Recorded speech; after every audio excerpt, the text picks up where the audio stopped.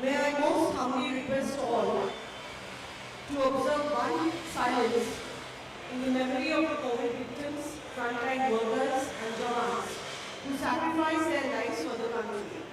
Time starts now.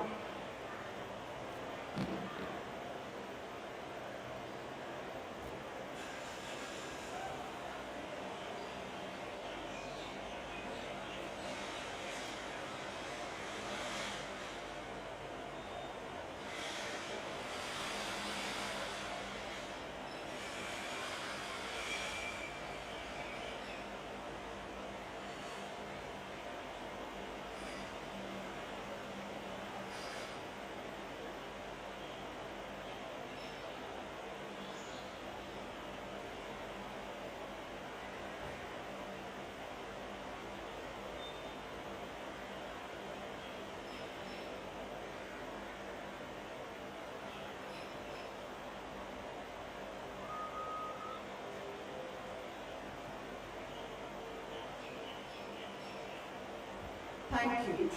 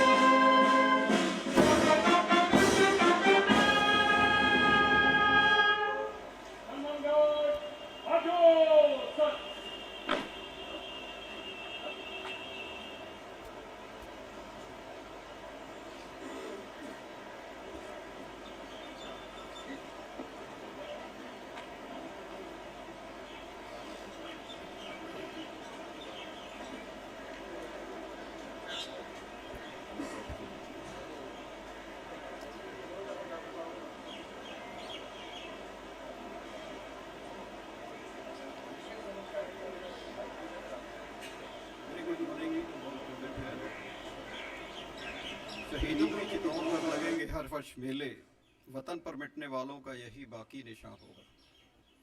To organize a function on 15th August or 26th January or any other such occasion and saying few words in praise of those who lost their lives, stand up in honor of the national flag or the national anthem. Is this the only way to remember our freedom fighters, or something more is required to be done? This needs our attention. My esteemed colleagues, past and present, leaders of the bar and its members, Additional Solicitor General of India, Advocate General and his team, judicial officers, employees of the High Court, friends from media, ladies and gentlemen who are present physically or who have joined virtually.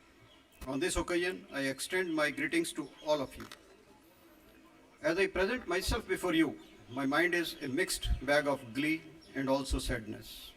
My feeling of happiness stems from the fact that we are celebrating 75th year of our independence from the yoke of British slavery.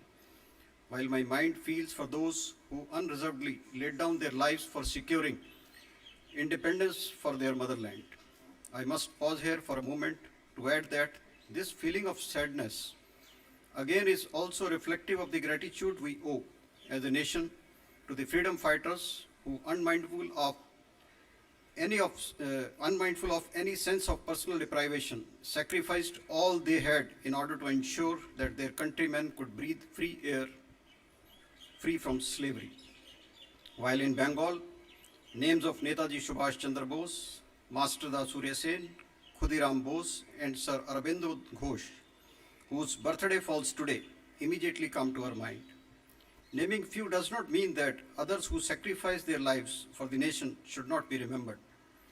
There is a long list. One strong message they had given for the future generations is that never think of what the country has done for you, but what you can do for the country. My special words of gratitude to all brave personnel of armed forces, paramilitary forces, who laid down their lives for the country. It is service before self. It is because they are awake and alert that we can enjoy our lives. This year's theme for Independence Day is Nation First, Always First. Friends, major part of the audience here would be post-partition born. Obviously, they cannot claim to have witnessed the vicissitude of freedom struggle. Theirs can at best be derivative information which they had from their ancestors, books or media.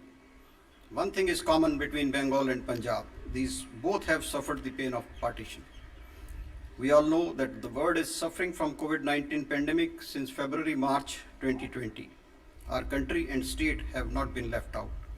The life initially came to a complete standstill. Working of the courts was also affected. So there was less casualty during the first phase of pandemic, but second phase has seen more fatalities. As access to justice cannot be denied, even in difficult times, our staff, judicial officers, and my colleagues in High Court have worked tirelessly. There was exceptional load on our healthcare system and law enforcement agencies.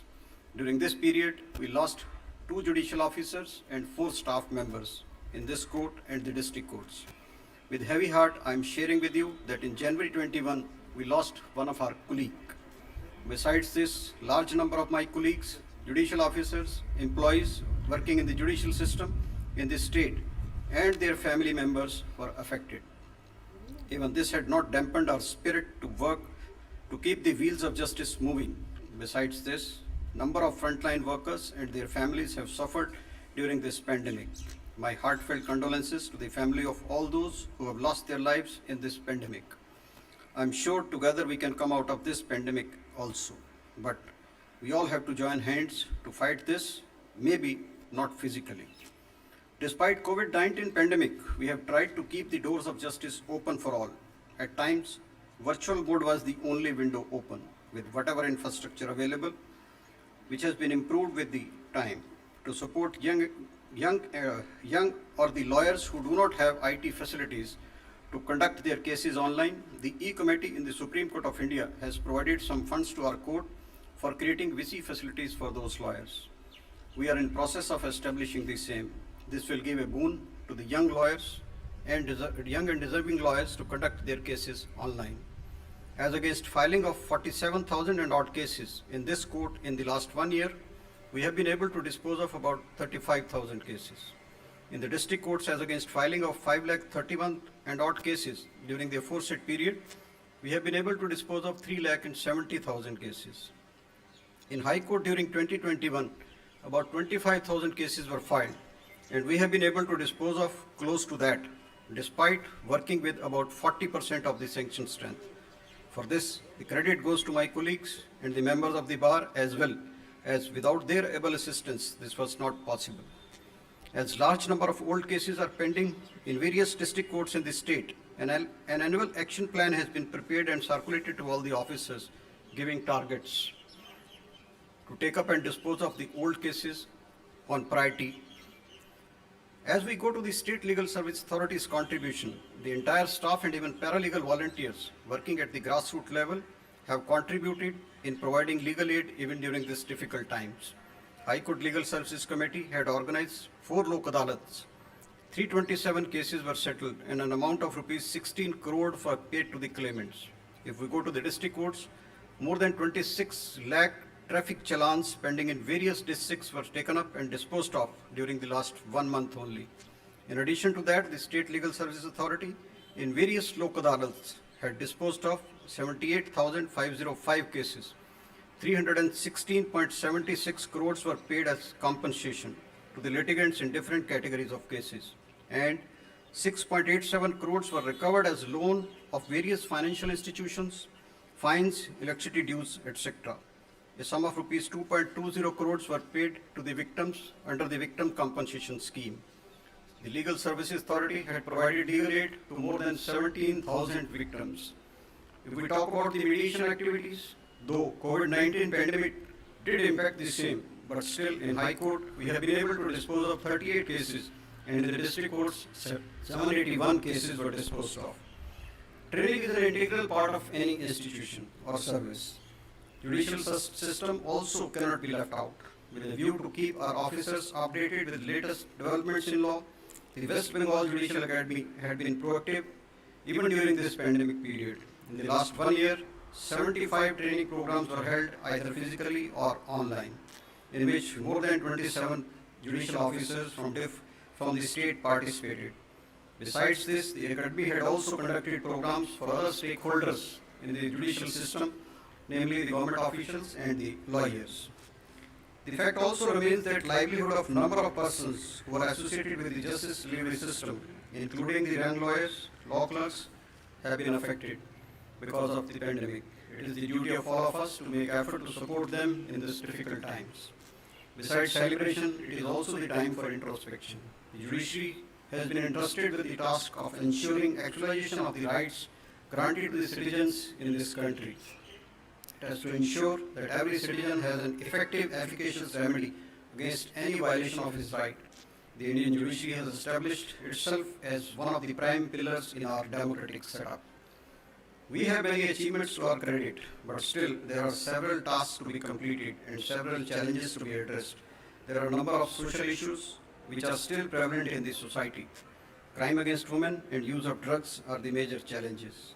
It is the time for all of us to take a pledge that we will make a joint effort to root out social evils from the society. That would be a real and true tribute to those who laid down their lives for the freedom of the country. Let us join hands to build strong, united and progressive India of the dreams of Father of Nation and our freedom fighters, and work hard with dedication to achieve the same. Jai Hind.